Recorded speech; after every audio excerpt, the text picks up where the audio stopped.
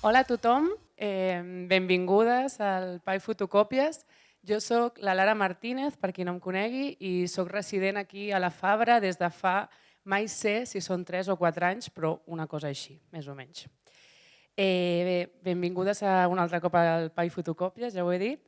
És una jornada autogestionada per les mateixes persones que formem part, que anireu veient aquí a l'escenari. Han sigut molts mesos de creació i de col·laboració, gràcies a aquesta col·laboració de totes les artistes que han format part i també de la fàbrica de creació, de tots els seus recursos. Moltes gràcies per aquesta oportunitat. Si vols, Maria, dir alguna cosa en relació a... Hola, soc la Maria Masoliver, de l'equip de gestió de la Fabra i Coats. Contentes que estigueu aquí, que hagueu reservat aquesta tarda en un dia com avui, el 25N. Gràcies a totes per venir, a tots també. I és la nostra segona edició. L'any passat vam fer la primera del PAI Fotocòpies molt improvisadament, però vam sortir molt engrescades d'aquell PAI Fotocòpies, de manera que aquest any repetim i, com deia la Lara, ho hem pogut fer perquè ho hem fet entre totes i hi ha més persones també que hi han contribuït. Moltes gràcies, Maria.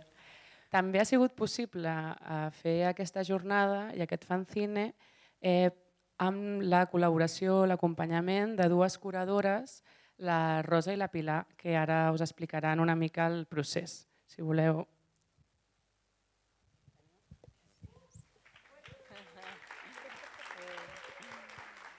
Bueno, moltíssimes gràcies a totes per estar aquí, ens fa molta il·lusió. Som la Rosa Lleó, Pilar Cruz, que hem sigut les comissàries que hem fet l'acompanyament curatorial de tot aquest any dels artistes de la part de visuals. Hem estat des de principis d'aquest any fent sessions individuals i col·lectives, trobades, que hi havia una part també des d'allò conceptual, des d'allò més pràctic, també hem treballat, des de les necessitats per a aquesta presentació. Ha sigut, jo crec, un procés molt bonic també de veure no només el grup, sinó com s'ha treballat entre totes, de conèixer-nos unes a les altres i que avui pensava que quan vam començar aquest projecte, les dues, també acompanyant fa 2 anys, les artistes ens deien que gairebé no es coneixien, no sabien qui hi havia al seu costat i ara fa goig veure el que s'ha muntat. I res, Pilar. Gràcies. Ha estat un procés molt bonic per les dues i ens sentim molt honrades per haver pogut acompanyar en la gestació i desenvolupament dels projectes de les artistes. Acompanyar en un moment tan fràgil o que pot ser tan vulnerable com la producció i el desenvolupament d'un projecte, amb una mirada externa i amb molta cura, és el que hem intentat. Estar acompanyant però des d'un lugar de molta cura. I aquest és el segon any de PAI Fotocòpies i llarga vida al PAI Fotocòpies per molts més anys. Gràcies a la Fabra i a tots els recursos i la bona voluntat de totes les persones que ens han acompanyat en aquest procés i sobretot a les 21 artistes que han estat autogestionadament i la Lara fent la seva, a la gent que ha contribuït, al Jordi Garrido i a tota la gent que esteu aquí, l'equip tècnic, i ja està. Vinga, Lara. A por ello.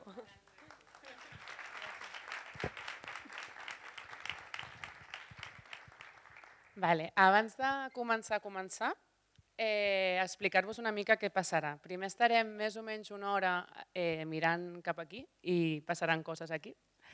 Després tindrem una espècie de pati de 15 minuts per xerrar, descansar, anar al lavabo, el que vulguem. Durant tota l'estona, si voleu, també com són estones llargues, també us podeu moure una mica, no cal que estigueu tota l'estona estàtics. I després d'aquest pati hi haurà un primer moment que estarem per aquí, encara podreu estar sentades, i finalment ens aixecarem i farem un tomb per la sala per veure les peces. Jo crec que ja ha quedat tot més o menys clar. anem al lío perquè queda molta gent ara. La primera persona que sortirà serà l'Arturo Aguilar amb el seu projecte, que és una pel·lícula que es diu Ríos, Oasis i Tumultos. Pots sortir? Bé, l'Arturo ha portat avui un tràiler. Aquest tràiler parla i la pel·lícula parlen sobre el temps lliure. I jo ara recordant, la primera vegada que vam parlar va ser a l'hora de dinar aquí a la Fabra i ja em va explicar que ell surt de tant en tant amb la càmera en el seu temps lliure i és quan grava aquesta pel·lícula, aquest tràiler que veurem ara. Bueno, merci. No, res que afegir y gracias a todos y todas por venir. Y sí, lo que veréis a continuación es este tráiler que tiene 7 años más o menos de trabajo. Estamos iniciando la etapa de postproducción, por si hay algún productor o productora que esté interesada en la historia. Y nada, es más que hablar del tiempo libre, también es volver a reconquistar la capacidad de imaginar nuestros futuros como persona y luego como colectivo, pero volver a tener esta capacidad de imaginarnos que un futuro mejor es posible. Sin decir nada más, estamos listos y corre película.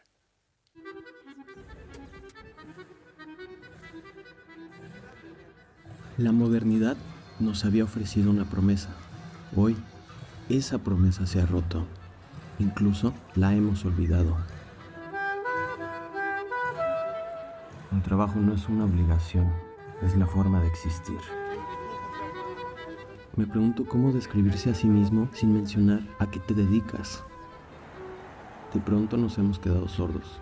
¿O es que este mundo realmente ya no nos habla?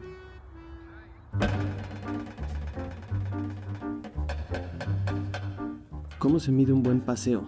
¿En kilómetros? ¿En minutos? ¿O en horas? El paseo es la autodiagnosis del que se decía sano. Won't you stop and take a little time out with me? Just take 5. Stop your busy day and take the time out to see I'm alive. De pronto, algo detuvo la gran rueda. Nos empezamos a sentir ajenos a nuestra casa, a sus cosas, a nuestro trabajo, incluso hasta nosotros mismos. Y así fue como volvimos a la rutina, más rápidos que nunca. The detail of the pattern is moving. 4, 5, 6, 7, 8. 3. The detail of the pattern is 8. 2, 3, 4, 5, 6, 7, 8. También nos dimos cuenta que la pandemia no fue lo único que nos estaba matando. Amor daquela vez como si fosse a última. Beijou sua mulher como si fosse a última. Morreu na contramão atrapalhando o tráfego.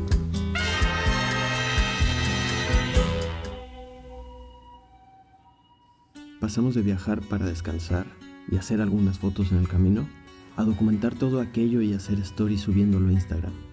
Todo esto se volvió una especie de decorado, un plató, un foro de televisión. Voy a vivir a la luna, ya tomé mis decisiones, solo volveré a la tierra cuando me den vacaciones. Y ahora estamos cansados, fallidos y quemados. ¿Qué revolución tiene que pasar para tener más tiempo libre? ¿Y qué pasa si todo se detiene de golpe? Importante última hora porque se han producido apagones generalizados en varias zonas del país. Un síncope que nos hizo pasar de un ritmo a otro. ¿Estamos celebrando el colapso del fin del trabajo? Las antenas dejaron de funcionar. En torno a las 12:30, 1 menos algo, se ha ido la luz. I ara què? Amb què ocupa el meu temps? I hem vingut aquí a la plaça, que no ens esperàvem que estés així de plena. I hem vist que hi havia ambient i hem decidit venir a llegir un rato. Dicen que imaginar futuros es también comenzar a construirlos. Imaginemos trabajar solo 3 días a la semana. ¿Es sostenible? Tiene que ser sostenible. el oasis debe dejar de ser un privilegio y convertirse en un derecho. Ríos, oasis y tumultos.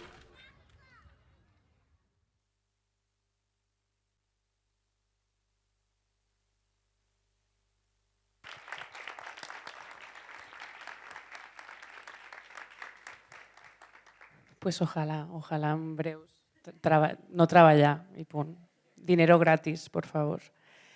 Vale, ara li toca el torn a la Mar Flores Flor. Passarem a la paraula escrita a màquina amb el seu projecte que es diu Cura, curar, curar-se. Llegirà la primera part d'un text que ha estat treballant aquest temps. Cos, màquina, crossa o què fer quan la medicació no et permet tenir accés al pensament. Un aplaudiment.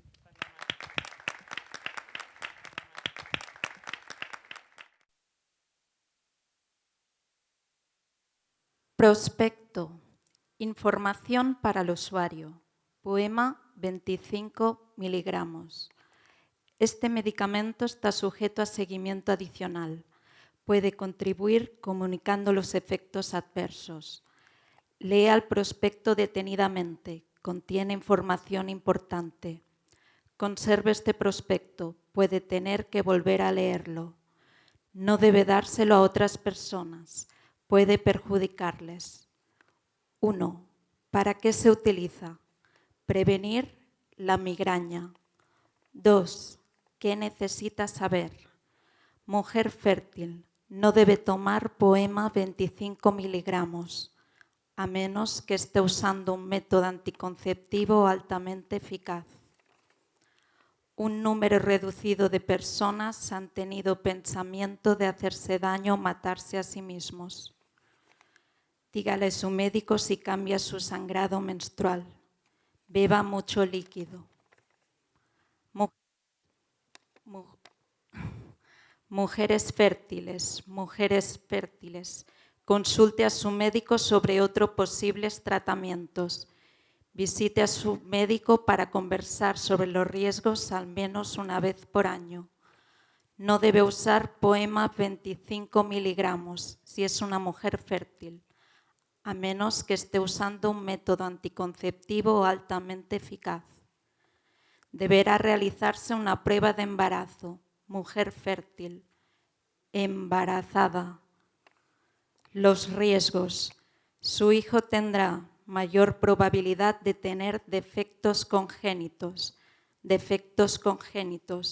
división en el labio superior, división en el paladar, recién nacidos, malformación del pene. Estos defectos pueden desarrollarse incluso antes de que sepa que está embarazada. Su hijo podría padecer discapacidades intelectuales. Pueden haber otros métodos para tratar su afección. Necesidad de métodos anticonceptivos para mujeres fértiles. Mujer fértil, consulte a su médico sobre otros posibles tratamientos. Debe usarse un dispositivo intrauterino o una pastilla anticonceptiva junto con un preservativo, un diafragma. Si está tomando anticonceptivos hormonales, debe usarse un preservativo, un diafragma. Avise a su médico si experimenta un sangrado menstrual irregular. Uso en niñas. Una vez que su hija experimente su primer periodo menstrual, el médico le informará sobre los riesgos a un bebé durante el embarazo, sobre la necesidad de usar métodos anticonceptivos altamente eficaces. 3. ¿Cómo tomar? Poema 25 miligramos se traga entero. Evite masticar, ya que puede dejarle un sabor amargo. Gracias.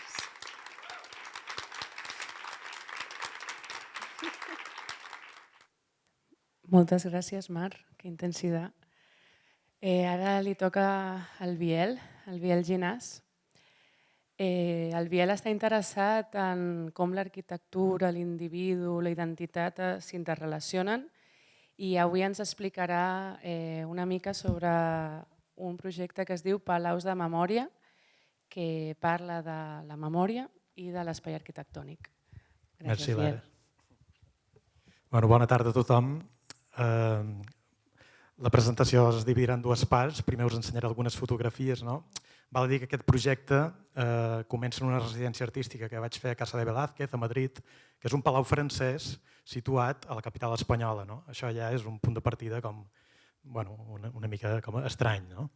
Llavors, a partir d'aquesta residència, decideixo explorar la relació entre l'espai arquitectònic i la memòria, tot partint d'aquest detonant que eren els palaus de la memòria, com ja us ha dit la Lara, que era una tècnica que s'usava a l'antiguitat, a l'antiga Roma i a l'antiga Grècia per memoritzar discursos. I el que feien era vincular conceptes d'aquest discurs en espais habitats, ja fos d'aquest palau o d'una casa o d'un espai conegut. Llavors això seria com el punt de partida.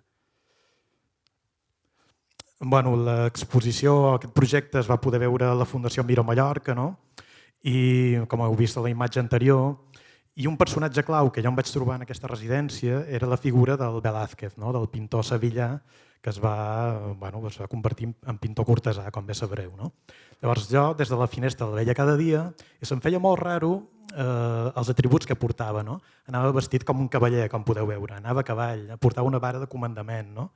I això d'alguna manera començo a trobar una sèrie de documents a l'arxiu històric de la institució que m'animen a seguir estirant d'aquest fil de la història i ja no només centrant-me en aquesta representació també com fora de lloc o estranya del Velázquez, sinó també en com havia afectat la Guerra Civil Espanyola en aquest palau francès ubicat a Madrid. I aquí podeu veure algunes imatges. La de dalt de tot és el palau quan es va inaugurar, que estava coronat en dues torres castellanes que es van desaparèixer amb els bombardejos de la guerra. Aquí teniu també una altra imatge de l'estàtua destruïda pels bombardejos i aquí una altra de com va acabar el palau l'any 1938.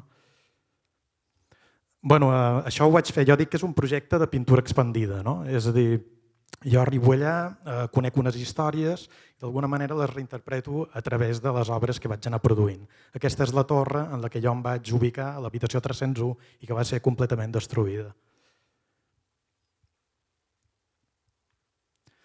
Aquí algunes imatges més. També m'interessava aquesta idea d'un palau com un llibre obert, d'alguna manera, que es fa més referència en aquesta pintura. Aquest és el vídeo que ara en veurem un segon, de fet, si voleu, el podeu posar ja, d'una acció que vaig fer allà, interpel·lat per aquesta escultura del Velázquez que veia cada dia. Res, serà un moment, en veurem com la meitat només. Però què vull dir amb aquesta acció? L'any 1928, podem afluixar una mica? Manuel Fremier crea una escultura. El que m'interessava de l'acció aquesta, enregistrada a partir del vídeo, és com jo m'apropava en aquella arquitectura d'aquell palau, en la que jo arribava i de sobte hi havia de passar 2 mesos i és a partir de passar-hi 2 mesos que jo vaig connectant amb totes aquestes històries amagades i amb la relació entre la meva experiència personal, com és autoetnogràfica pràcticament, i la història en majúscules, diguéssim, de com havia afectat aquest conflicte en aquest edifici. Aquí teniu el plànol del projecte original. I clar, això ho intento entrelligar entre, diguéssim, aquests dos fronts. Per una banda la figura del Velázquez i per l'altra banda la pròpia guerra civil. I al final es converteix com una mena de relat arqueològic, especulatiu. I avui he decidit posar-ho així perquè em semblava que 4 minuts no donaven per veure tot el vídeo. Però bé, el deixo 20 segons més i ja està. Persones, vincles i, sobretot, espais xerrallats de significat. De fet, hi ha espais que, per la seva capriciosa ubicació, esdevenen autopistes o artèries a la memòria de tot un país. I quan són visitats, hom pot sentir encara la reverberació del que hi va passar. Talment com aquelles tatxes que s'entreveuen quan tanques els ulls després d'un llarg període d'exposició lumínica.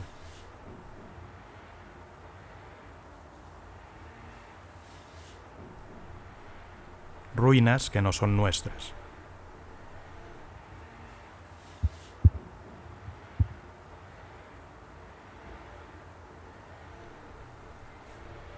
Bé, tot tot i l'obsessió analítica per veure-hi motius concrets, potser la bellesa de la talla rau en la seva mateixa irreductibilitat, així com en el seu estat canviant.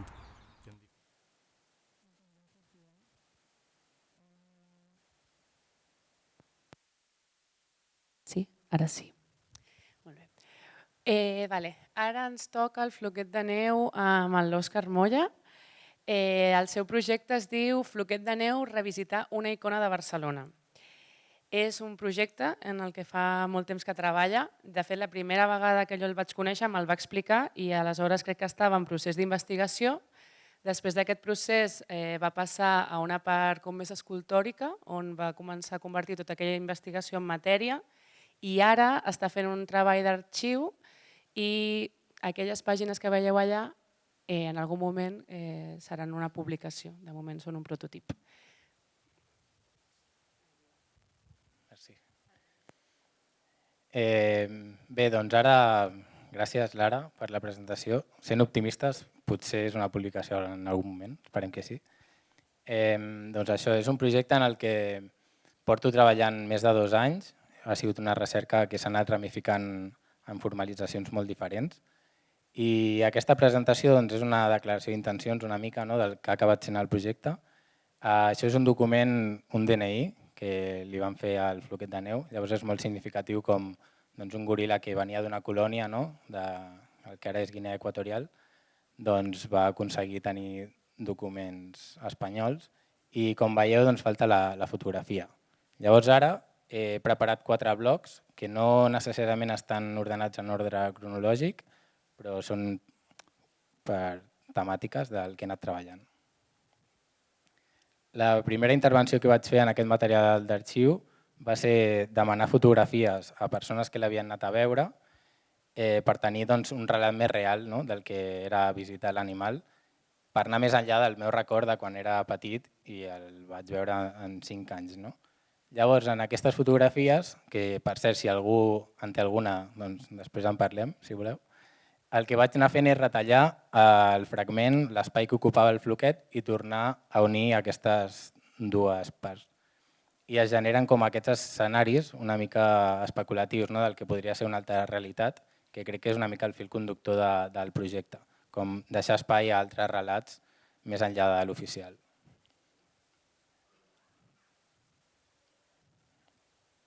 Aquests són alguns dels exemples, n'hi ha més.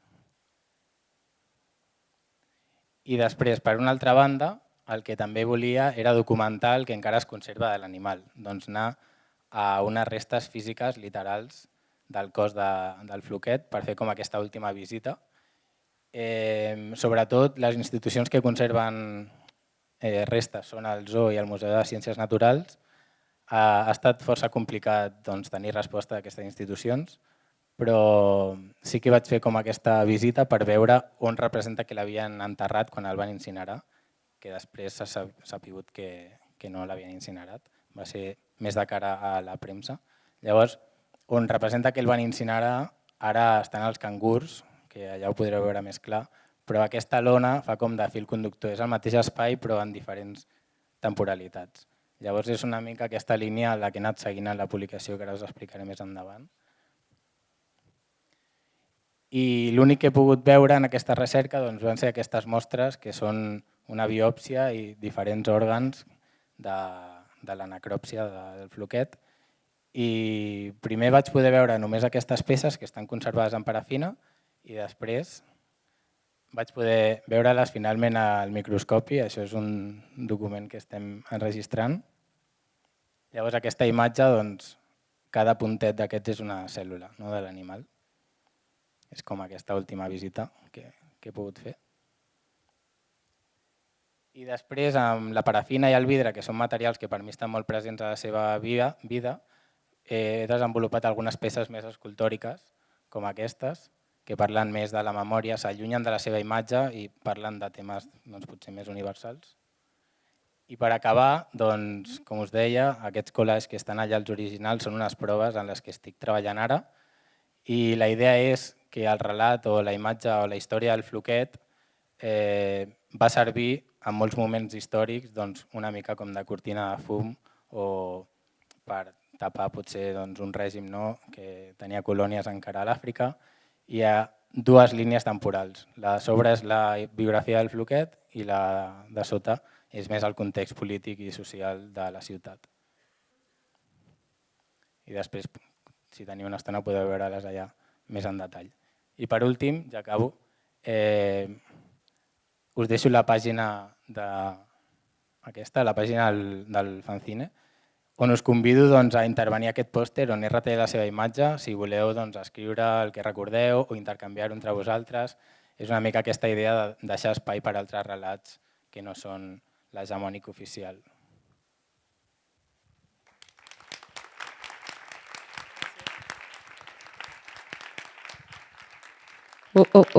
Sí. Vale, canvio de lloc perquè portem tota l'estona en aquella cantonada i aquí us estàvem ignorant, així que ara vinc cap aquí. Vale, ara li toca a la Glòria Bonet Batalla, que ens presenta Poema, títol provisional. Amb la intuïció femenina com a guia, veurem com es debat entre la promesa i la identitat. Es podrà desfer d'allò pel que ha sigut programada? Li han fet creure que ho tenia tot per no decebre i ella no vol decebre ningú. Un aplaudiment per la...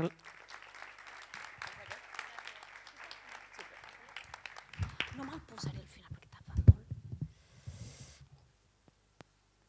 Bé, he pensat llegir-vos, recitar-vos 4 dels poemes que he estat escrivint durant la residència.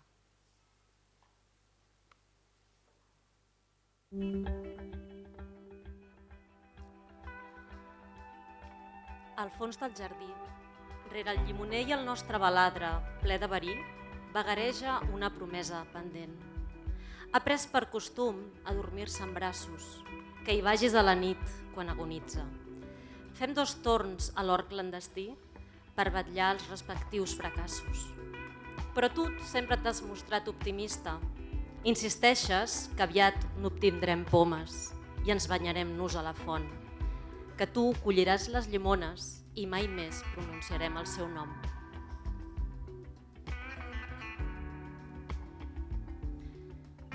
D'un tascó tendre em faig una caprese amb tomàquets sense gust i olives negres com ulls oceànics. D'unes branques sense flor, un ram esquelètic i de les cendres, confeti. No vaig llegir els senyals, em sembla, però no recordo res. Perdó, dec ser jo que no m'hi fixo. Diria que no n'havíem parlat mai del seu passatemps. Potser m'equivoco. Però d'això no estic segura. L'acabaré trobant una altra veu de dona que em parapeti. De les cendres, confeti. I ara què farem? Em pregunta innocent, driblant el present. De les cendres, confeti. Seguir vivint del privilegi? Què més t'enduries a la foguera? M'has encomanat la teva mania de fer-ne de tot una festa, una orgia. De les cendres, confeti. Disposo amb la consciència absent dels perdedors la meva taula, arsenal de llibretes, natura morta, vida aturada. El rellotge del microones no vol anar a l'hora mentre m'ho tornes a explicar tot des del principi. Jo t'escolto, però no entenc el que em dius perquè la casa es crema i només puc pensar que de les cendres em faré confeti.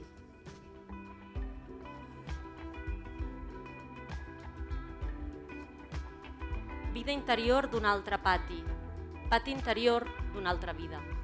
Un jardí al cor reclòs d'una illa, sola a la meva galeria. Del pulmó verd un mirador, cada costella és un balcó. Balcons d'un oasi toràcic, bugada de llençols magnànims. Estenedor que llagrimeja, safreig, la sissió ortopèdica. De dits desvirgats a remull, voleien pantis de l'orgull. D'una cambra es colen estèreo l'estat del trànsit i la meteo, per parets fines com el vent. No s'hi dorm, però no és un bordell. De la pensió del primer pis ara en diuen hotel botic. Palmeres amb regust d'hivern, de la infidelitat, l'Edén.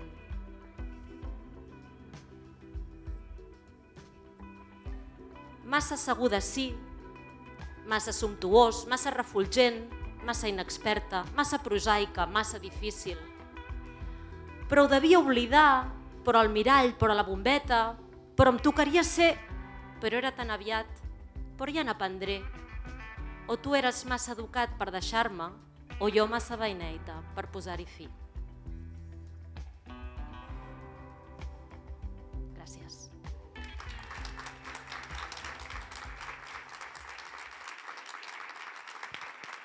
Moltes gràcies. Vale. Doncs ara seguirem per la imatge. La Lorena Ruiz explora com les imatges fan que veiem el món d'una manera o una altra, com ens afecten a la nostra manera d'entendre el món. I em va explicar, quan estàvem preparant aquesta presentació, que probablement aquesta obsessió per com mirem té a veure amb que una vegada quasi té por de perdre la visió, de quedar-se cega, i des d'aleshores li obsessiona aquest tema. Gràcies, Lara. Bé, faré una presentació molt breu i diré moltes vegades la paraula parpelleig.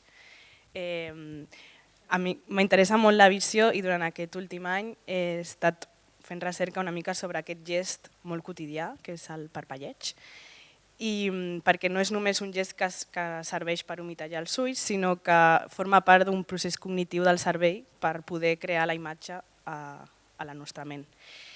Llavors, el títol de la recerca, La mort del parpelleig, és totalment especulatiu. No ha mort ni morirà, esperem, però sí que es veu reduït amb la sobreexposició a les pantalles. Llavors, avui us mostraré una peça de vídeo que he estat treballant els últims mesos i que de fet es pot veure com a videoinstal·lació a Casa Raro fins aquest divendres, momento promo. I res, us deixo amb el vídeo i després, si voleu, comentem. Gràcies.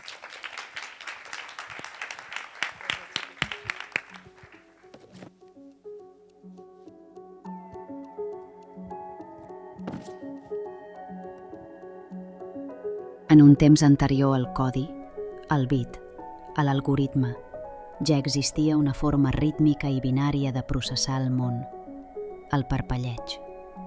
Aquest gest fisiològic, mínim i constant, constitueix la unitat més elemental de la nostra relació amb la imatge, com un llenguatge primitiu de zeros i uns, obert i tancat. Parpellejar és recordar que encara som cos i no només interfície. Crèiem que aquest acte reflex servia únicament per humitejar els ulls, però en aquell interval el cervell reorganitza, completa, esborra i reescriu el que veu. Compon la mirada. Cada parpelleig ens diu desar. Desar. Desar. Quin vincle hi ha entre veure i deixar que una idea travessi la nostra ment com un ganivet. Parpellegem unes 15 vegades per minut. Això significa que passem més d'una hora al dia amb els ulls tancats, estan desperts. Però no és el mateix mirar un gat que mirar un vídeo d'un gat. Davant de les pantalles, el parpelleig es redueix a la meitat, 7 per minut. Menys de mitja hora al dia de descans visual i amb això la informació perduda, crua, sense processar. Mentrestant, continuem mirant. L'accés es converteix en una forma de ceguesa. Com més oberts tenim els ulls, menys veiem. No és paradoxal? Tant com l'acte mateix de mirar. Jo no em puc mirar als ulls amb els meus propis ulls. Tu tampoc et pots mirar als ulls amb els teus propis ulls. Quina broma biològica.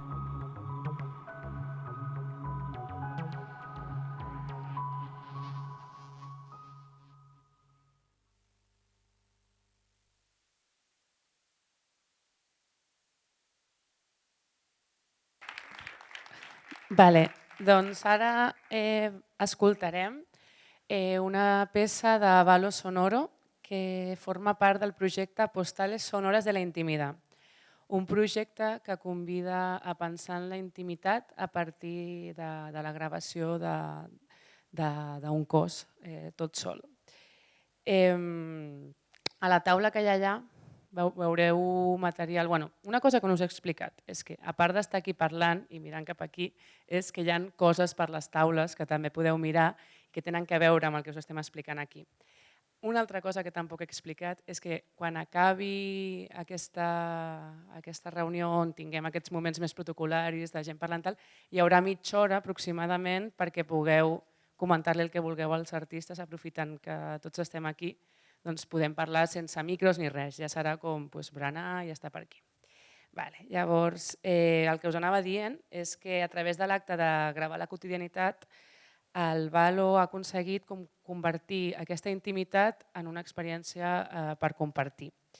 I ara, si voleu, podem baixar una miqueta les llums i escoltar aquesta peça. 28 de febrero 2024.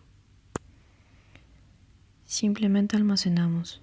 Mi cuerpo absorbe cantidad de cosas, de toque, de miradas, de voces, de escuchas y sonidos, sonidos, del patio de mi casa, de mi abuela cocinando, de mis perros viniendo encima de mí, de mi hermana escuchando alguna serie mientras hace sus tazas o figuras en cerámica, de mis padres entrando al auto, el portón crujiendo por el óxido de los años y que nadie aceita, porque a veces la vida no da ni para eso, ni para detenerse un segundo en aceitar lo que se desgasta.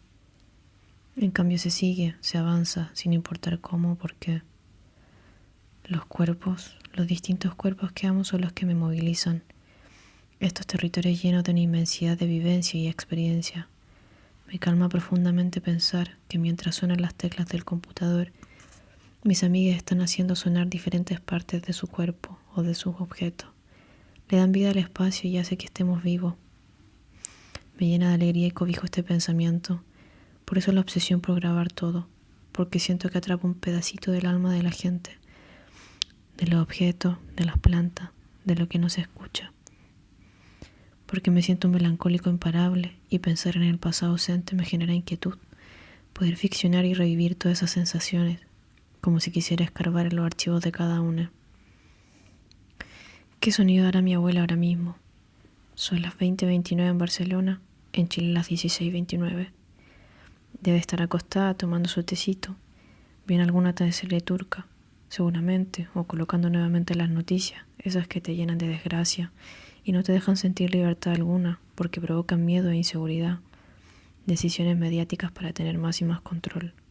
Escucho caídas de agua que no están cerca, ríos nocturnos moviéndose, fuera de mi ventana un río de autos turbulentos que no cesa hasta las 3 de la mañana. No dejo de escuchar nada, mi bomba me ha molestado todo el día, que no funciona la calibración, me dice, bueno, el mensaje que tira y pienso es que claro, algo está fallando en la señal de mi electromagnetismo. ¿Y por dónde comienzo a explicar el proyecto? Quiero contarlo desde el susurro, desde esa vocecita pequeña en mi habitación que un día escuché y pensé, es que quiero escuchar todos los susurros de la gente, esa simultaneidad de sonidos de los que no somos testigos pero ocurren. Con la migración algo se quebró en mi intimidad, se me cambió el cuerpo, el estado de las cosas, mi identidad. Una invitación forzada al aprendizaje del ritmo de la vida, las pausas que debemos regalarnos para comprender y escucharnos.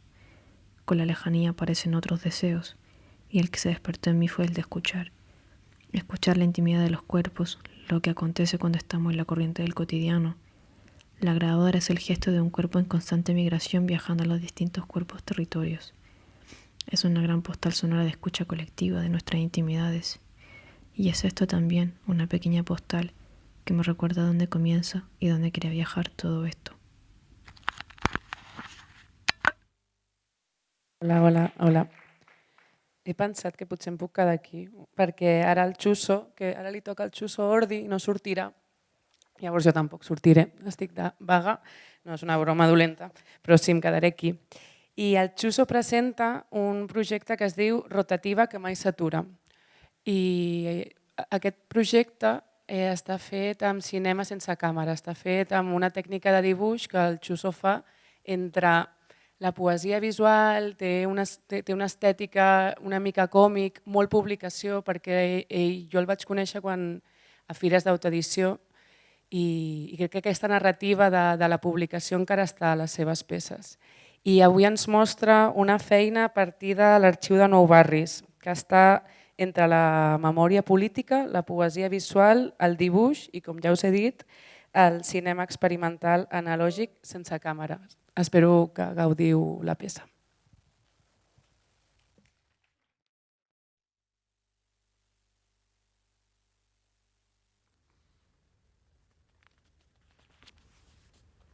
Quan vaig acabar la facultat, volia dedicar-me a la il·lustració de premsa política i social. Creia que el dibuix podia ser una eina de reflexió, una manera d'intervenir en el món des de la pràctica artística.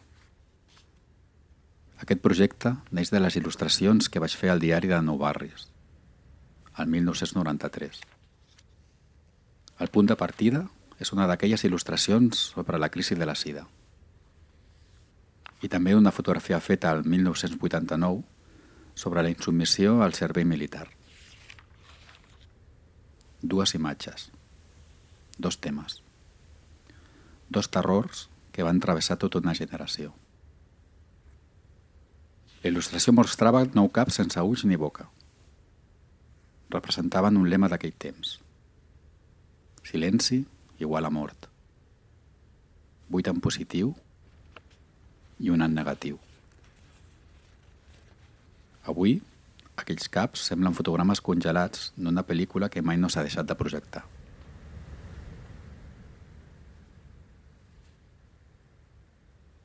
Sobre el mapa, marco la petita distància entre la redacció i la paret del carrer Orduña, on vaig fer la foto. Molt a prop de casa meva. En un radi petit, dins d'un barri obrer, el carrer i la premsa compartien llenguatge.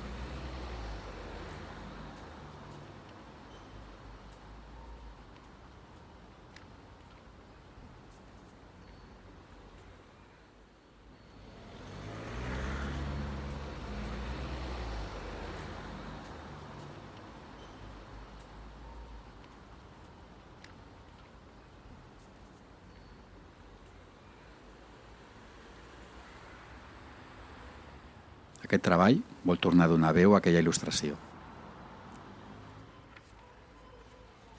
I reflexiona sobre dues formes d'imposició. L'obligació al servei militar i l'estigma de la sida. Amb el temps, semblava que aquelles lluites s'havien guanyat. Però els fantasmes tornen, el militarisme creix, i el relat de les cures col·lectives s'ha anat buidant.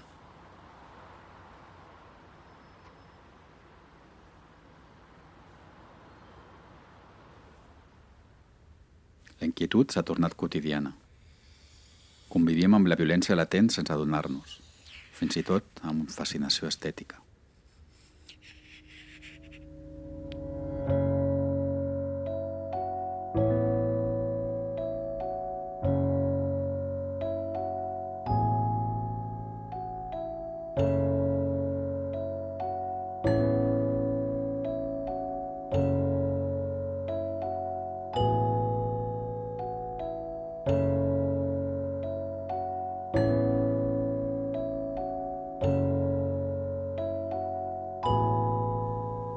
Tot allò que abans era insuportable, l'estigma, l'autoritarisme,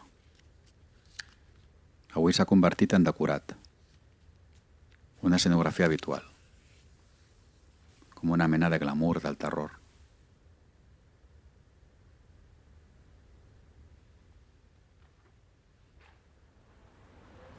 Les imatges tornen, com notícies que mai no deixen de rodar.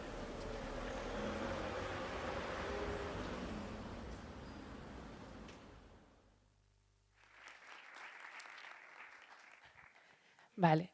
Y ara li toca a la Maria, aquí estamos. Veurem una peça seva que es diu Continuo Sonoro, que forma part del projecte Una qüestió de ritme, que al febrer podreu veure sencera aquesta peça al feedback que es fa aquí mateix, crec que en aquesta mateixa sala. Momento promo també. Jo aquest any m'he centrat, m'ha interessat explorar un espai en concret, la comunitat que li dona vida i també els ritmes que la travessen. Qui estigui relacionat amb l'escena de la música, ha tingut un grup de música, pot ser que conegui aquest edifici, És un edifici de 4 plantes que està dedicat íntegrament a locals d'assaig per a músics, però quan portes temps com habitant-lo te n'adones que al final la música és una mica com una excusa, que passen moltes més coses i que l'edifici, que aquesta és la planta, es torna com una caixa de ressonància en permanent transformació. Continuo Sonoro parteix una mica d'aquest estar allà i del fet que les parets estan molt mal insonoritzades, aleshores tot es filtra i jo he deambulat per aquest espai i parteix una mica d'aquí. La proposta que es veurà al feedback al febrer és més immersiva, com té un format més gran on la gent pot passejar de cinema expandit. No s'ha escoltat en aquest format, això serà una mica provatura, però us convido a entrar en aquest recorregut i també si voleu venir al feedback, feliç. Continuo Sonoro, interior local, toma 1.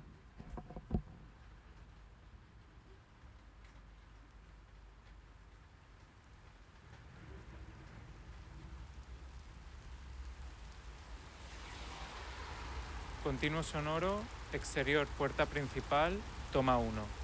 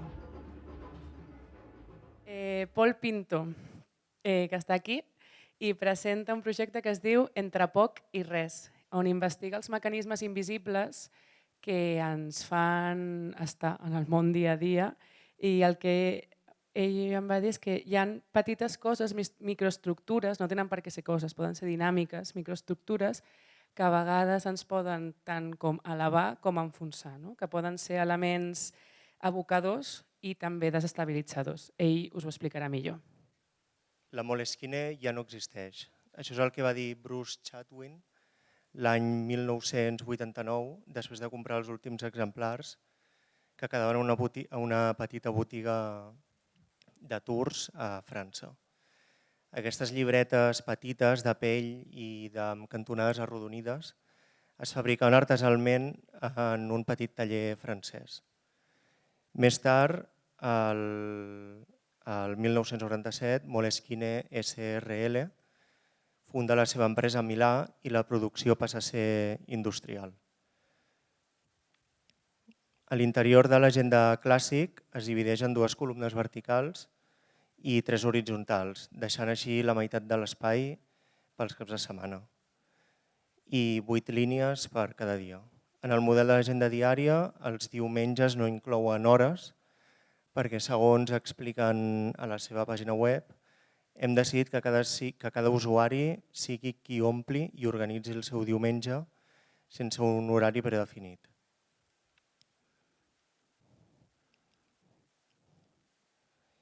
La tipografia utilitzada a dins d'aquestes agendes és la Roti semiserif.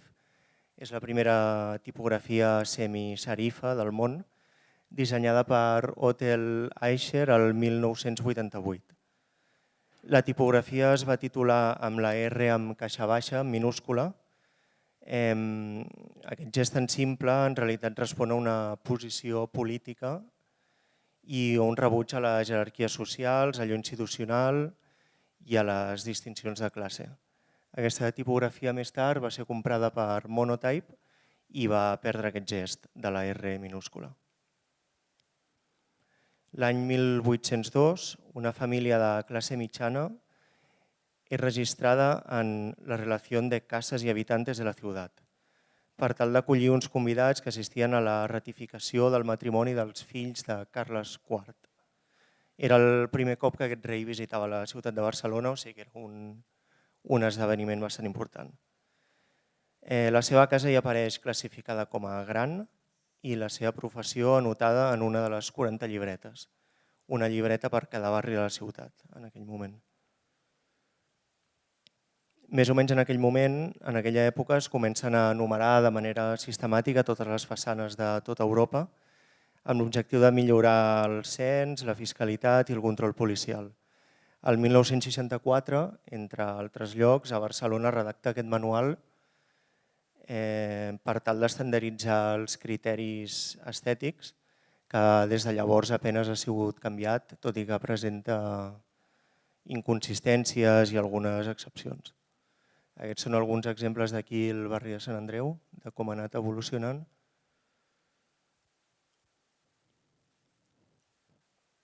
A l'agost de 2025, unes obres menors finalitzen al barri de Sant Andreu, deixant com a únic rastre uns filferros que havien servit per unir unes tanques que impedien el pas als vianants. El 1991, un veí del mateix barri, d'aquí Sant Andreu, es veu obligat a fer unes petites obertures, uns petits forats, al quadre de llums del seu edifici i decideix posar el mateix any en el qual està fent aquests forats. Aquests són alguns exemples de les obres que he estat fent aquests mesos aquí a Sant Andreu i res, si teniu curiositat estaré per aquí i merci.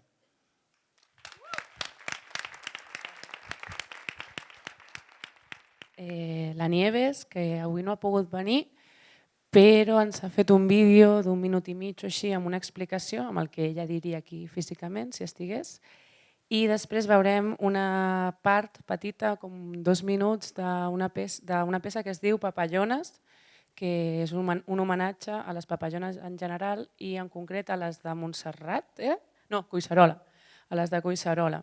I també és un avís, és un projecte que es pensa en el futur i és una espècie d'avís, de crida ecològica, perquè les papallones no podem fer la seva feina pel que fem nosaltres i és el que intenta avisar-nos la Nieves amb el seu projecte. Un aplaudiment.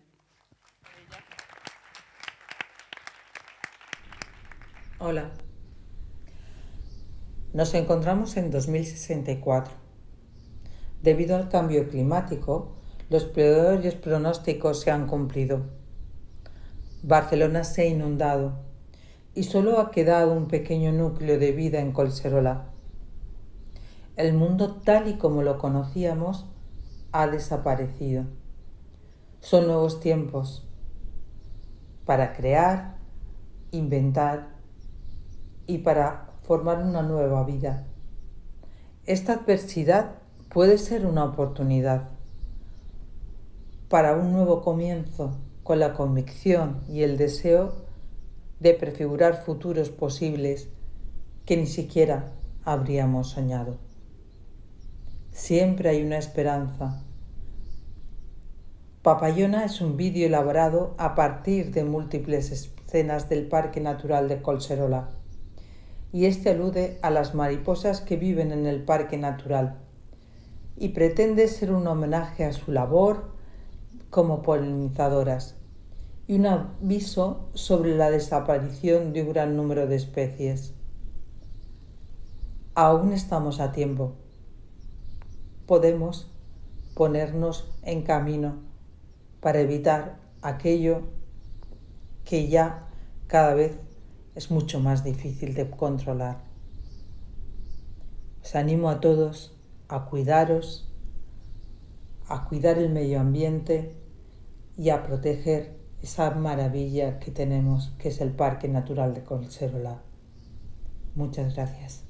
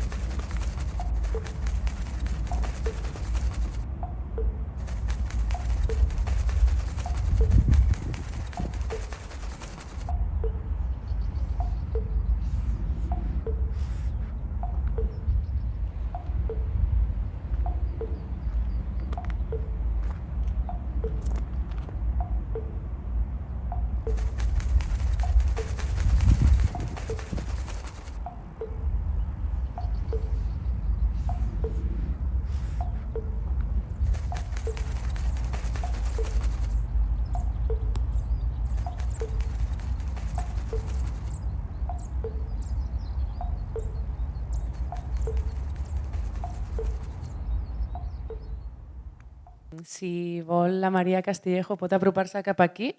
Es diu el projecte Keep Them and Have a Knife Day i l'obra de la Maria Castillejo va sobre el Shangsai, que és un tipus de falsificació xinesa, i ella us explicarà una mica més de què va la moguda. Gràcies, Lara, perquè és una mica torturita de leer aquest text. Sí, bueno, doncs això, no m'estendré massa. El títol del projecte és un joc de paraules que és com tot mal escrit, perquè és com una característica molt comuna en els productes de mercadillo o d'imitació dolents, que són aquests que comentava ara la Lara amb la meva presentació, que es denominen Shangsai perquè es van començar a fer a la Xina a finals dels 90.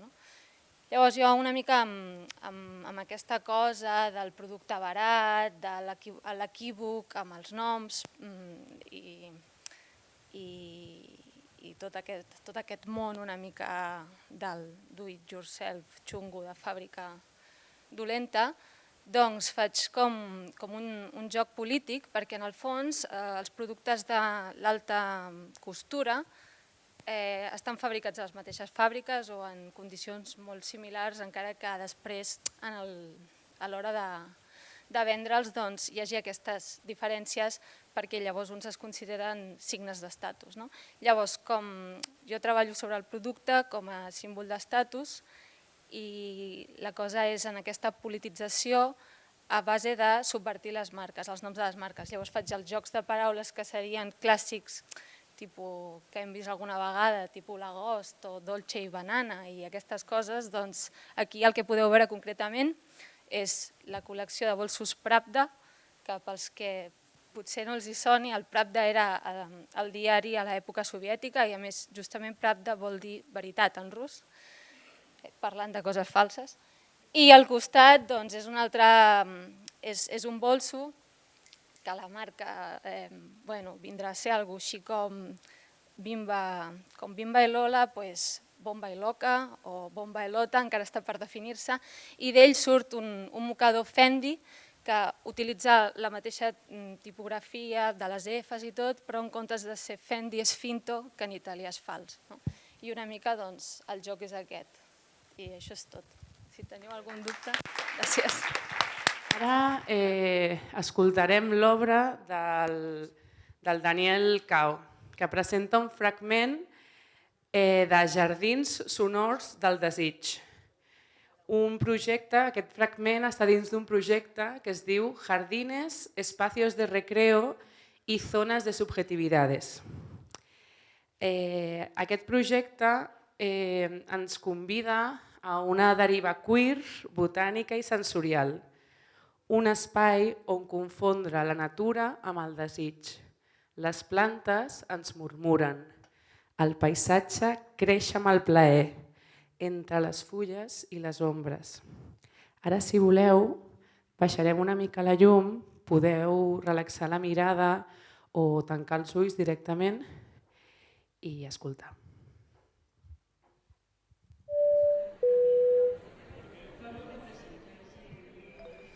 Ja he arribat, per fi, a l'illa del desig. Aquí tot sembla preparat per l'aventura. Jardins laberíntics, formes d'arbustos, flors de colors i animalets que parlen amb veuetes accelerades.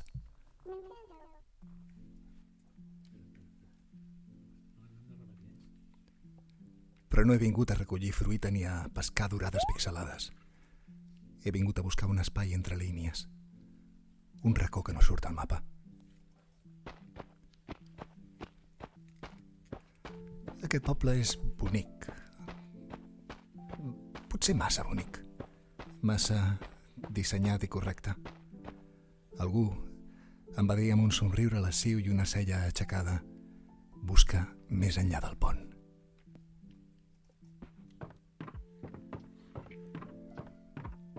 Ja he passat el pont. Fa una estona que camino.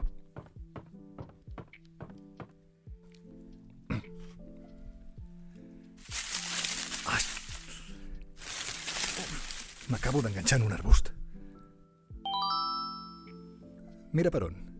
És una Euphorbia latiris, de la família de les Euphorbiaceae. Aquesta herba erecta creix fins a 1,5 metres d'alçada. Tiges glauques amb una resina blanca i irritant. Com més lletosa, més verinosa. Però qui s'hi acosta s'hi queda. Segueixo el camí. Aquí s'estreny. Ara els arbres creixen més junts. L'aire és més espès i la claror es filtra entre les fulles. Veig un moviment. Hi ha algú. M'acaba de mirar. M'ha mirat breument però amb intensitat. Massa ràpid per parlar, massa lent per oblidar.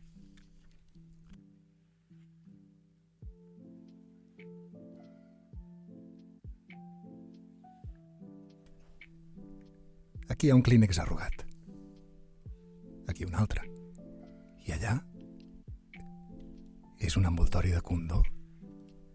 Aquell plàstic trigarà entre 100 i 1.000 anys a degradar-se. Aquí un altre envoltori i aquí un condó usat. Els condons tampoc són biodegradables. Estan fets de làtex sintètic que triga centenars d'anys a desfer-se. Clínex arrugats, envoltoris de condons usats. Tot són pistes, senyals i rastres. El camí s'estreny de nou. Els arbres creixen més junts, l'aire se sent més espès. I aquí hi ha pedres i mates. Mates de Ruscus aculeatus, de la família de les Asparagaceae. Són arbustos perennes, de port baix, amb cladodis rígids, flors petites unisexuals i bolletes vermelles. Les fulles són una il·lusió, però les balles són ben reals. Travessia vegetal amb punxes i promeses. Moltes gràcies per escoltar aquest relat Animal Cruising i res, podeu, perquè eren solament un fragment de 4 minuts, però el reste el podeu escoltar dintre del Ràdio Fabra, que està sencer 10 minuts, i veure com acaba aquesta espècie de cruising videojoc, així que acaba bé, com sempre. Merci. L'experiència artística que ens proposa la Sara Agudo passa del llenguatge a la matèria. En concret, avui ens parlarà del seu llibre De pliegues y subrayados i també d'un projecte que té sobre l'atenció. La meva pràctica artística, o almenys els projectes que he dut a terme aquest primer any a Fabra, giren al voltant de la investigació sobre la percepció i el llenguatge. De fet, el text és un element amb molta presència en el meu treball, on el llenguatge molts cops s'entén com a matèria i pren forma de llibres, d'instal·lacions, de performance o de dibuixos, entesos com a registres. Molts cops aquests llibres també prenen altres dimensions. Avui ens trobem aquí amb aquest format una mica més reduït. Les meves publicacions recents són Un final i To Talk About Trees, que ha estat editat amb Chiquita Room, i De pliegues y subrayados, que és el llibre que si heu estat voltant per aquí heu pogut veure. També el podeu veure a la faldilla de la Lara, perquè s'ha fet la indumentària amb totes les nostres peces. Crec que això encara no ho hem comentat, és una meravella. Aquest llibre ha estat editat aquest any amb el segell Tejido Ajado y vuelvo porque creo que hay algunas personas que no entienden el catalán y igual voy saltando. Recoge una selección de frases que aparecían en páginas con las esquinas dobladas o subrayadas entre mis libros y de alguna forma configuran un nuevo relato. Al hacer esa relectura o ese nuevo recorrido he encontrado que habían conexiones improbables entre voces diversas, a menudo provenientes de libros muy distantes entre sí. Un hecho relevante es que el tamaño del libro son 20,31 por 13,28, que es el tamaño medio de todos los libros que contiene. Y de alguna forma está maquetado también como respetando la maquetación de los libros originales. De algún modo he vuelto a lecturas pasadas con palabras prestadas sobre la atención, el deseo, el lenguaje, los árboles, el movimiento y el mundo. Y voy a leer un par de páginas. La visión del mundo no depende tanto de cómo vemos cuanto de qué hacemos con lo que vemos. En otras palabras, la atención modifica aquello que es objeto de atención. Jugar con la vida cotidiana a menudo no es más que prestar atención a aquello que normalmente queda velado. Y tal vez lo más importante de la actividad humanista de la mente, a saber, la contemplación incesante, atenta y nada fácil del intrincado paisaje del mundo humano, donde algo cambia sin cesar y algo no cambia en absoluto. Para la mayoría de nosotros, el conocimiento de nuestro mundo viene en gran medida a través de la vista. Mirando alrededor con tales ojos que no ven, que somos parcialmente ciegos.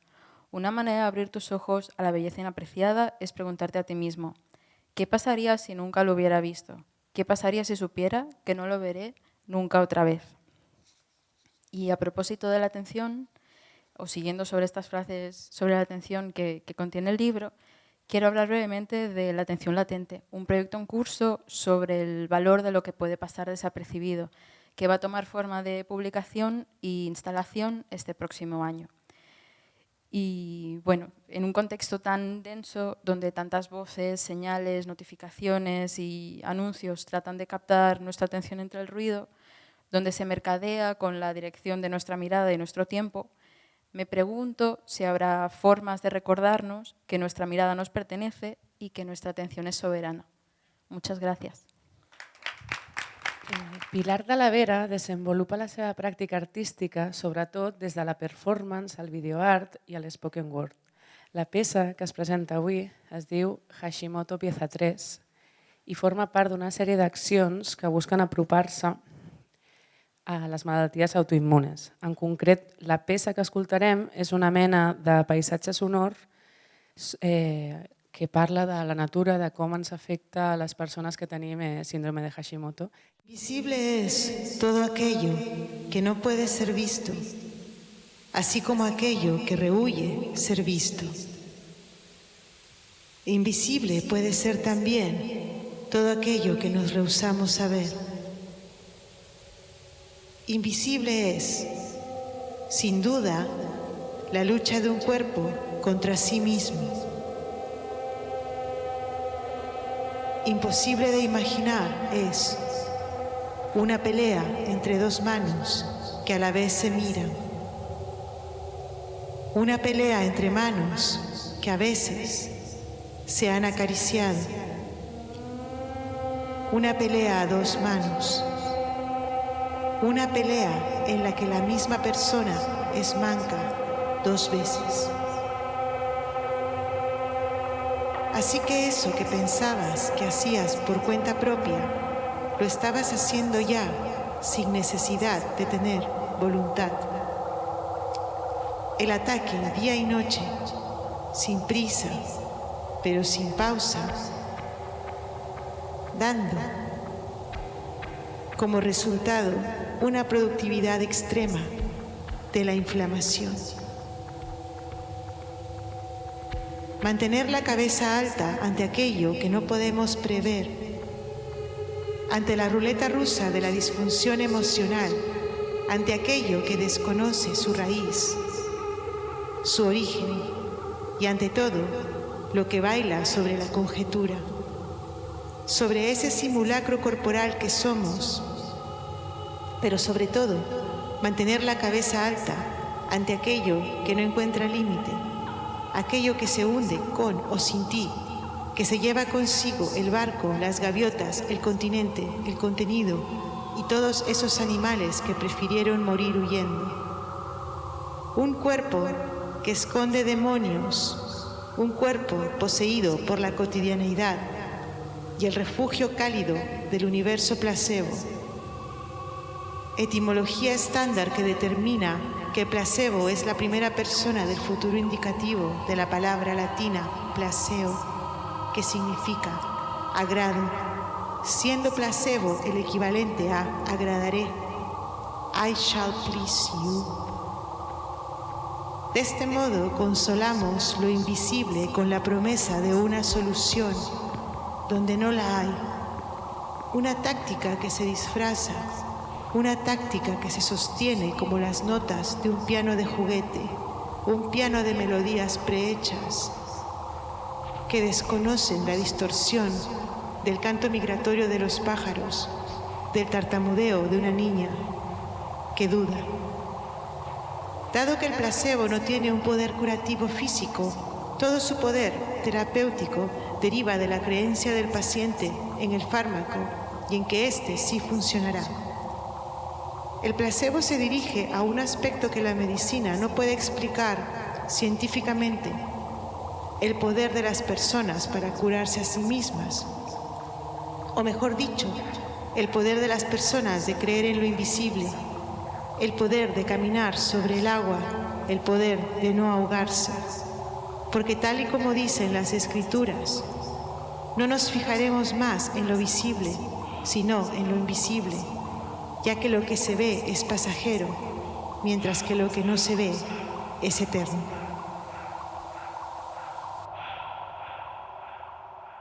Ara presentarà la Mireia Garcia i farà una demo amb la tricotosa, que és aquesta màquina increïble que sembla una escultura de Calders. I amb aquesta pràctica el que fa la Mireia és explorar l'error, la repetició, la rèplica, amb un projecte que es diu disminuir un punt cada 2 o 3 passades. Aquest projecte es diu així perquè és una frase que ella va trobar quan estaven buidant el pis dels seus avis i li serveix com una manera de fer un doble joc. Per una banda, fer arxiu, però fer-ho amb objectes quotidians i amb certa intuïció poètica.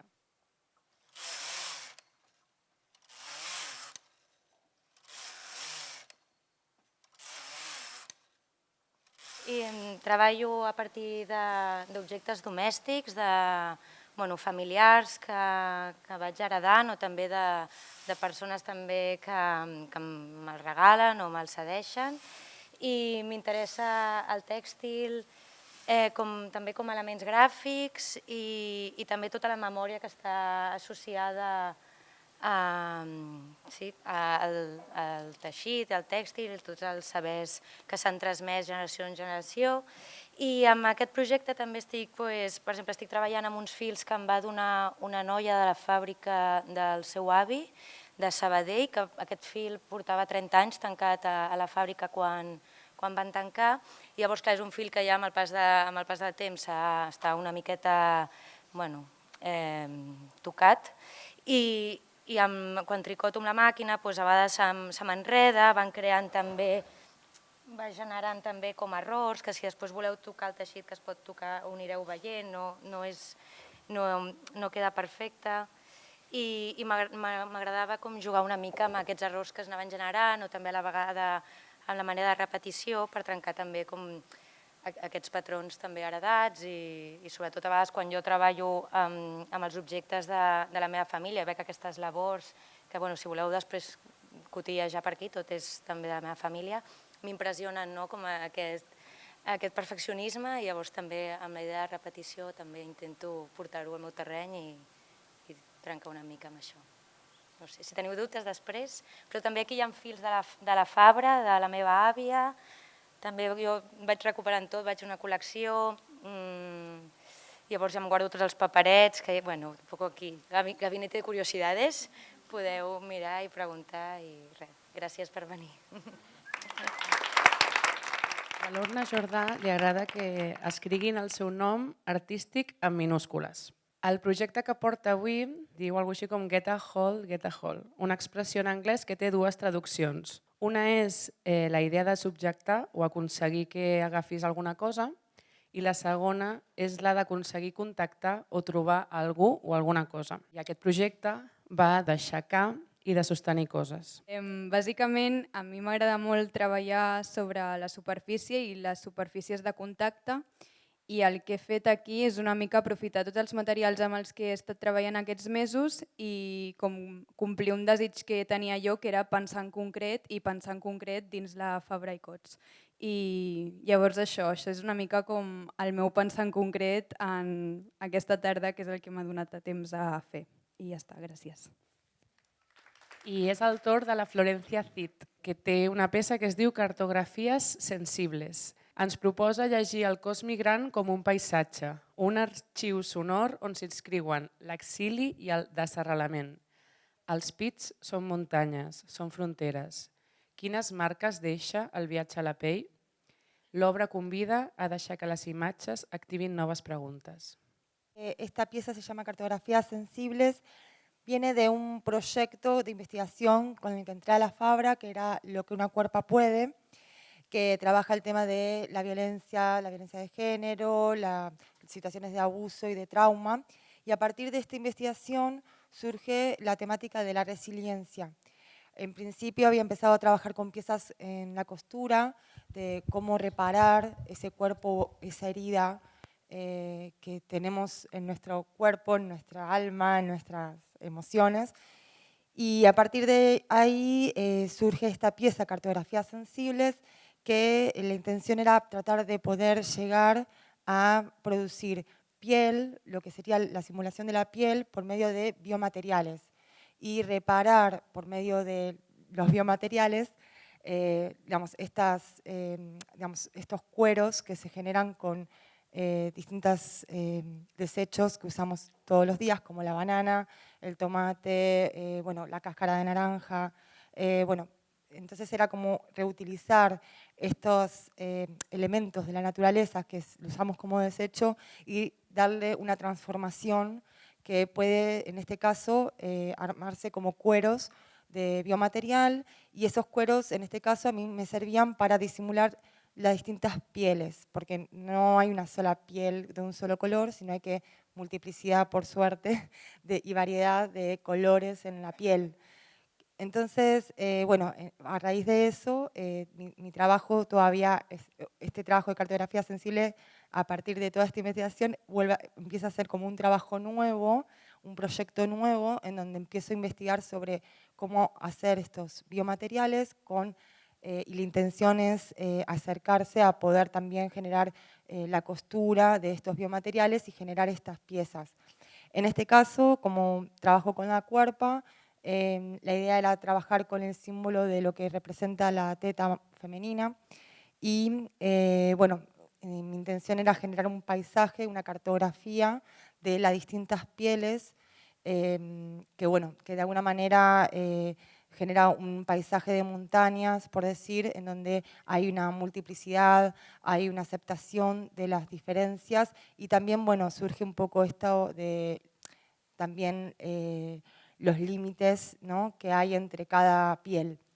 Y también el concepto de la migración un poco también está acorde de eso. Y a raíz de todo este proyecto de cartografías sensibles surgió hace muy poquito este proyecto de cartografías sensoriales, en donde es un proyecto autogestivo, multidisciplinario, que participan también otras artistas de otras disciplinas.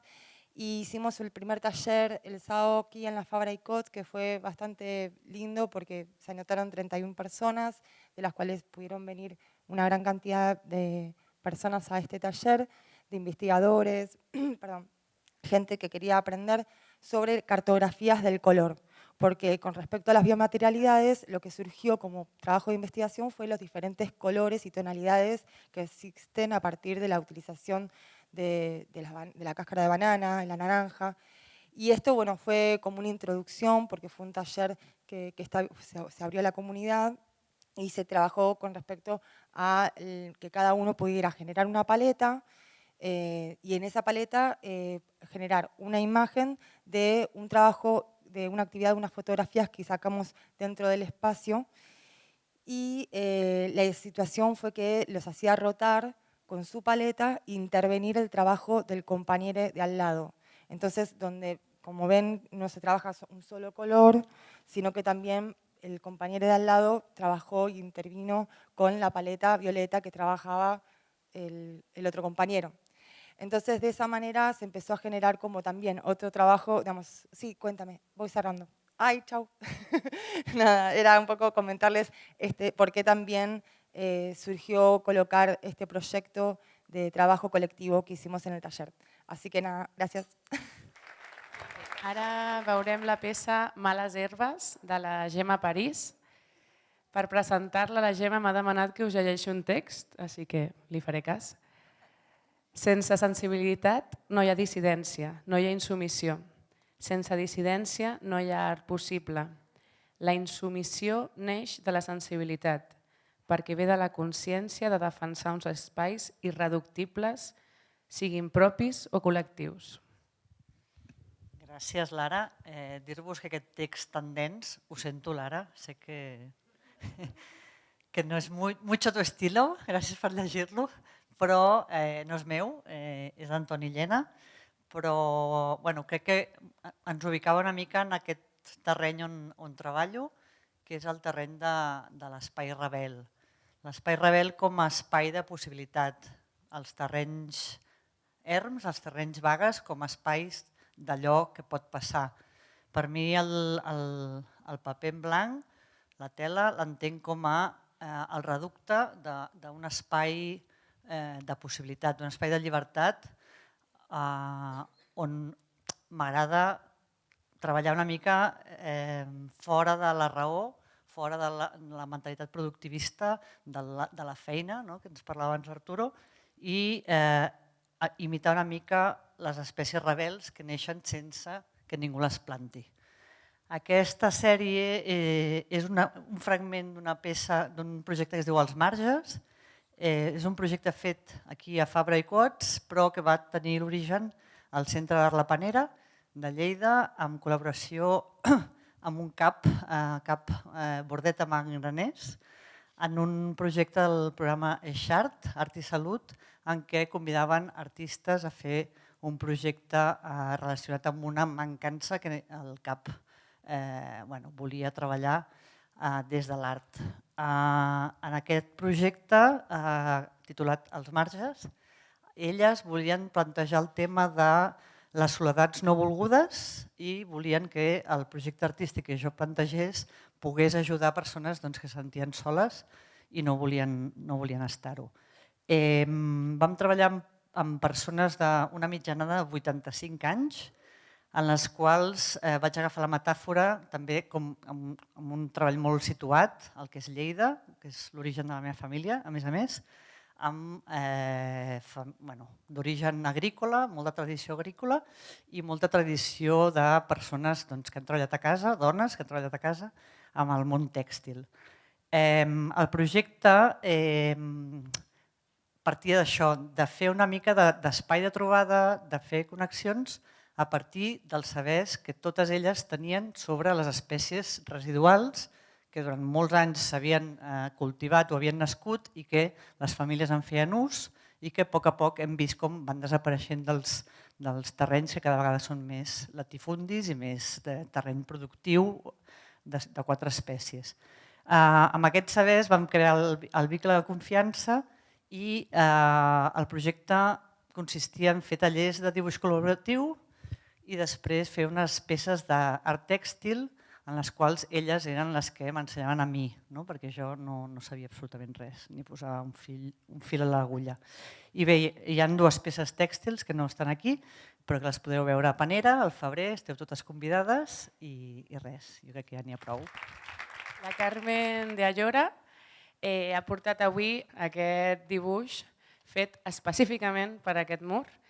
El seu mural es diu Conversaciones con el muro rojo i des que la Carmen està a la Fabra i Coats diu que l'Adrian Reich l'ha ajudat molt i que ara us llegiré uns versos que diu també que coincideixen molt amb el seu modus operandi. Ningú ens ha imaginat. Volem viure com arbres. De la nostra posició animal arrelada a la ciutat, necessitem concebre les nostres vides com a inseparables.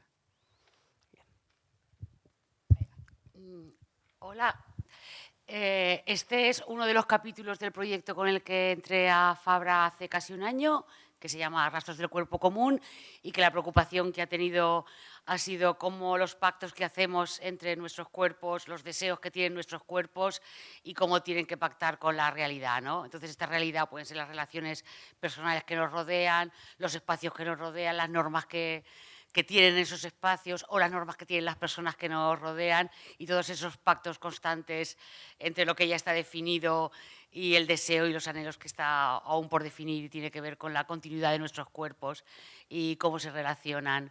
Ciertamente, desde que estoy aquí en Fabra, en este mundo como tan ordenado, tan limpio, tan bonito, que me gusta mucho el estudio y tiene mucha luz, pero todas estas verticales, como en mis movimientos por el espacio, como me influían mucho para ir al agua, las escaleras, y pensaba mucho en el horario de las personas que han trabajado aquí. Total, que este proyecto ahora se ha transformado en Conversaciones con el Muro Rojo, que es el muro rojo que tengo para trabajar y donde tengo que colgar los dibujos, y que forma parte de mi modus operandi, concentrarme mucho en lo que me rodea cerca y ver si es lo mismo que le preocupa a todos los demás. Y ya está, ya acabando con Tatiana. Que ara llegirà Poemes de l'amnèsia tèxtil. Ella és una artista que té com a eines la poesia, la memòria, l'arxiu i tot això ho porta en aquesta perfo que ara veureu. Un aplaudiment.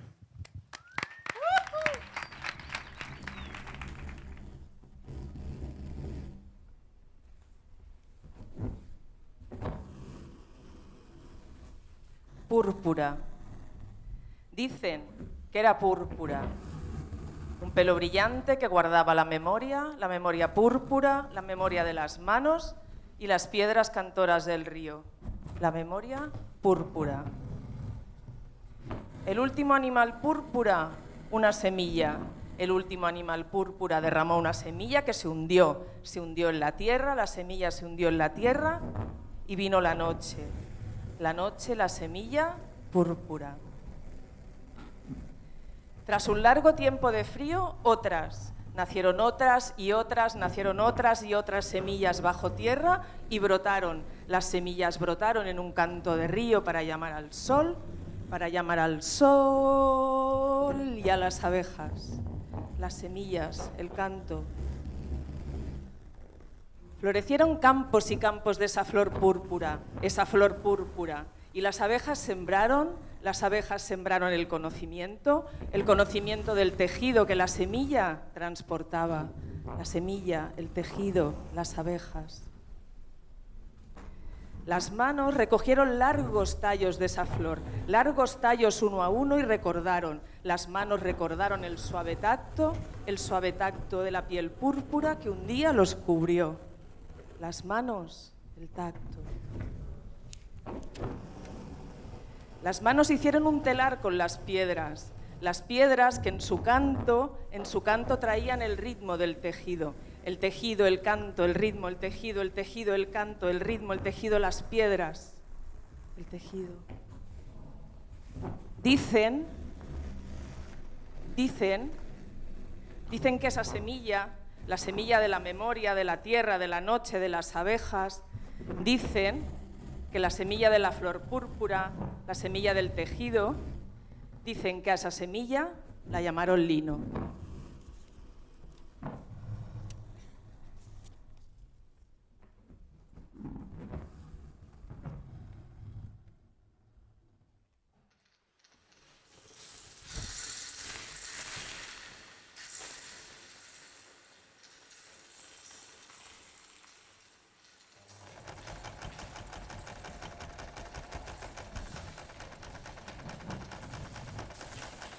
A mí lo que me gusta es contar botones, ponerlos en bolsitas y preparar pedidos para talleres, donde hay montones de señoras que cosen súper bien. Me encanta verlas coser a máquina y a mano, pero desaparecen. Poco a poco los talleres desaparecen y al final me canso y lo dejo. Es una batalla. Ya no quedan costureras con manos de oro. Pero echo de menos lo de contar botones.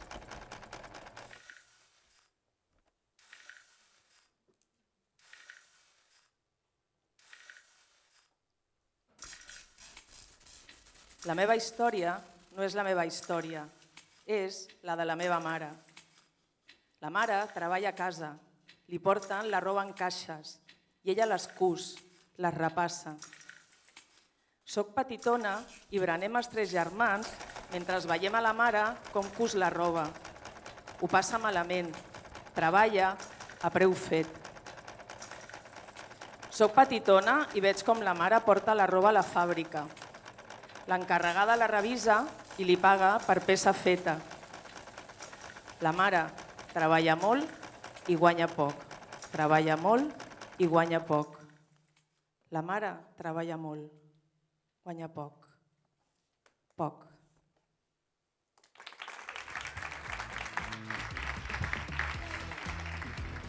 Besó a su mujer como si fuera la última vez. Defectos congénitos, malformaciones, espais carregats de significat, un DNI que li van fer al floquet de neu, fer de tot una festa, el parpelleig. Encara som cos. A veces la vida no da ni para eso. ¿Qué sonido hará mi abuelo ahora mismo? 1989. En Nou Barris estan passant coses. Una mena de glamour del terror. L'edifici és una caixa de ressonància. Un rebuig a les distincions de classe. Acaba bé, com el cruising. Algo cambia sin cesar y algo no cambia en absoluto. Una productividad externa de la inflamación. A veces se me enreda, no queda perfecta. Aprovechar que alguien lo hace todo por mí. Fue bastante lindo. Allò que pot passar. Fora de la raó. La continuidad de nuestros cuerpos. Las semillas y el tejido. La meva història no és la meva història, és la història de la meva mare.